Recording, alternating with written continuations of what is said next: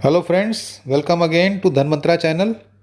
दोस्तों, operation cleanup 32,000 crore रुपए का एनपीए सेल यस बैंक करने जा रही है।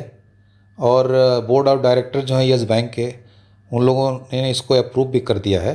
और जो एसेट रिकंस्ट्रक्शन कंपनीज होती हैं, जिनको शॉर्ट में हम एआरसी बोलते हैं, उनसे इसकी बोलियां मंगाई जाएंगी। और जैसे जैसे डेवलपमेंट होगी हम लोग अगले वीडियो में फिर डिस्कशन करेंगे। तो दोस्तों, आपने मेरी टैगलाइन में देखा होगा, व्हाट्स कुकिंग।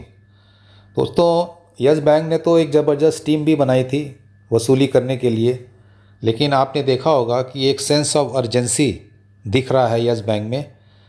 क्यों? इतना बड़ा जो एनपीए का अमाउंट है 32,000 करोड़ का, यस बैंक तैयारी कर रहा है कि उसको हम 8,000 करोड़ में बेच दें। तो दोस्तों, मुझे तो यही लग रहा है कि शादी होने वाली है और दुल्हन को सजाया जा रहा है। देखिए, ये एक स्पेकुलेशन है और स्पेकुलेशन करना गलत भी नहीं है। अगर कोई न्यूज़ आती है और हम उसे पढ़ते हैं तो न्यूज़ पे व्यूज़ देना कोई गलत बात नहीं है। तो मुझे तो ऐसा लग रहा है कि चीज़ों को सजाया संवारा जा रहा है और एक थाली में परोसने की तैयारी की जा रही है किसी पोटेंशियल इन्वेस्टर्स को।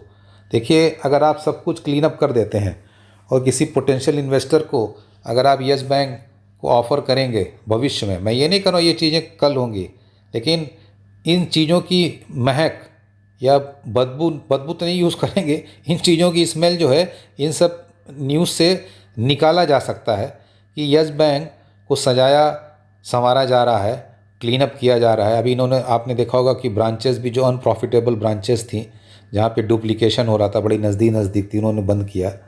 और इसके पहले भी कई एसेट्स इन्होंने आनन फानन में बेचे हैं। तो ऐसा लगता है कि क्लीन अप किया जा रहा है और over a longer period of time share holders के लिए, यस बैंक के लिए ये ठीक ही खबर होनी चाहिए।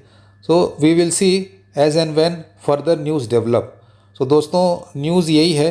देखिए, हम लोगों ने कई वीडियो में डिस्कशन किया है, रिज़ल्ट वाले वीडियो में डिस्कशन किया था कि जो यस बैंक का पीसीआर है, जिसको हम लोग बोलते हैं प्रोविज़न कवरेज रेशियो, वो 75-76% का रहा। इसका मतलब ये होता है, हमने पहले भी डिस्कशन किया था, कि जो यस बैंक का एनपीए है उसके उन्होंने 75% की प्रोविजनिंग कर रखी होती है। देखिए, प्रोविजनिंग क्या होता है?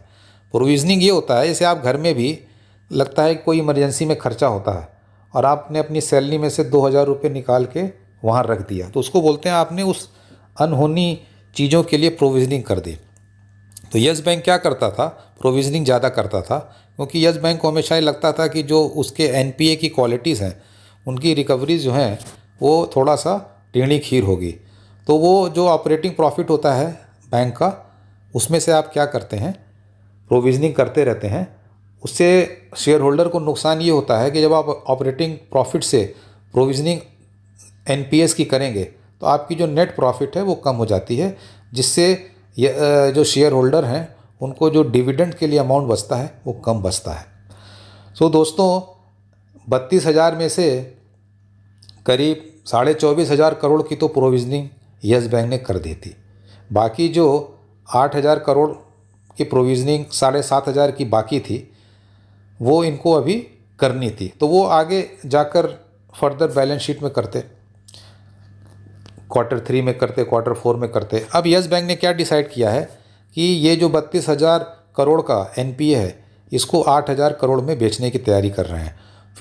फिर आप देखेंगे जो 8,000 करोड़ रुपया यस बैंक को मिलेगा, उससे वो जो बचा हुआ एनपीए है 7,500 करोड़ का, वो पूरा नॉक ऑफ हो जाएगा।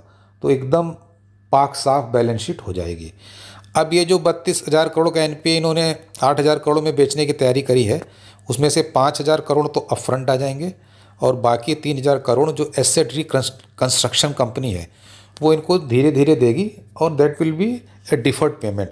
देखिए, जो एआरसीज होती हैं वो बड़े एक्सपर्ट लोग होते हैं, उनका काम ही यही होता है रात दिन वसूली करना, और उनके पास ऐसे इंस्ट्रूमेंट्स होते हैं, ऐसे हथियार होते हैं जिससे उनको वसूली करने में आसानी होती है, और रिस्क भी लेते हैं वो, और उसी रिस्क का उनको प्रीमियम मिलता है।